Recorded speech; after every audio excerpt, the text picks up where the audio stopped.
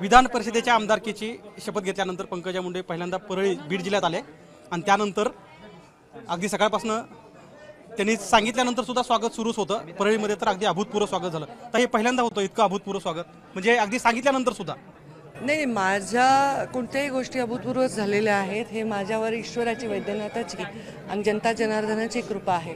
पुन्हा संघर्ष यात्रा असेल, यलगार यात्रा असेल, शिवशक्ती परिक्रमा असेल, असं काहीच असं घडलं नाही आयुष्यात की अभूतपूर्व आहे। हे पण अभूतपूर्व आहे की माझ्या एवढ्या आव्हानानंतर लोकांनी स्वागत नाही केलं माझ्या सांगण्यावरून आणि नुसते भेटायला आले, ताई तुम्ही म्हणले हार तुरे नाही, हे पण त्यांनी माझं ऐकलं आणि राष्ट्रवादीने माझं ऐकलं नाही, कारण त्यांना माझं ऐकणं क्रमप्राप्त नाही, त्यांनी जोरात स्वागत केलं। पण हे स्वागत होत असताना अगदी 1.5 महिन्यापूर्वीची परिस्थिती जी होती, आपला पराभव झाला आणि त्यानंतर अगदी जिल्ह्यामध्ये निराशयामध्ये आलेल्या तरुणांनी आत्महत्या केल्या, इथपर्यंत टोकाचे पावलं उचलले गेले आणि त्यानंतर आजचं वातावरण तुम्ही कसं बघता? म्हणूनच मी स्वागत नको असं सांगितलं होतं आणि 99% लोकांनी त्याचं पालनही केलं। त्या लोकांना आज मी भगवान भक्ती गडावर बोलवलं देखील होतं आणि त्यांच्यासाठी मी फुल ना फुलाची पाकळी, मी काहीतरी उभी राहण्याचा जे शब्द दिला होता तो पूर्ण मी तर आधीच केला आहे, पण आज टोकन दिलं त्याचं। मुळामध्ये मुंडे साहेबांचे गुरु भगवान बाबा, त्यांचं आज दर्शन घेतलं। आज फार मोठा दिवस आहे, भगवान बाबांच्या चरणी मी नतमस्तक झाले। भगवान बाबा ज्या गुरुस्थानी मानून ज्या गडावर वावरले त्या नारायणगडावरही मी नतमस्तक झाले।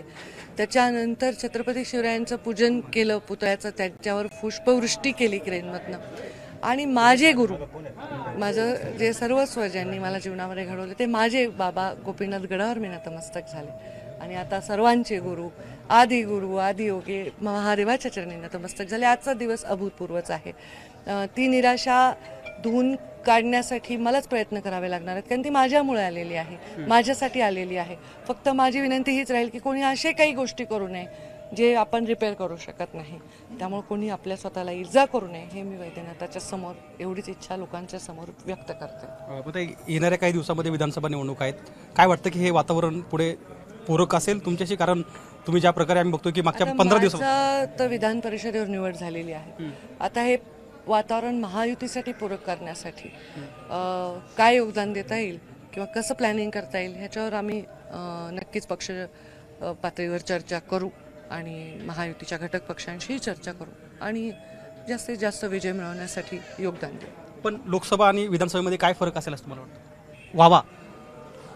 व्हावा असं माझ्या एकट्याच्या म्हणण्याने होणार नाही, तो सर्वांनी घडवून आणावा लागेल।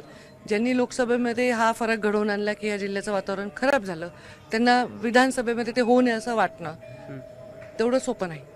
अच्छा, अगदी आपण ऐकलं की जे लोकसभेमध्ये घडलं ते विधानसभेमध्ये घडणं सोपं नाही असं म्हणून पंकजा मुंडे यांनी पुढच्या राजकीय वाटचालीचा स्वतःच केला आहे। कॅमेरामन धनंजय दारुंटेसह गोविंद शेळके, एबीपी माझा, परळी। एबीपी माझा, उघडा डोळे बघा नीट।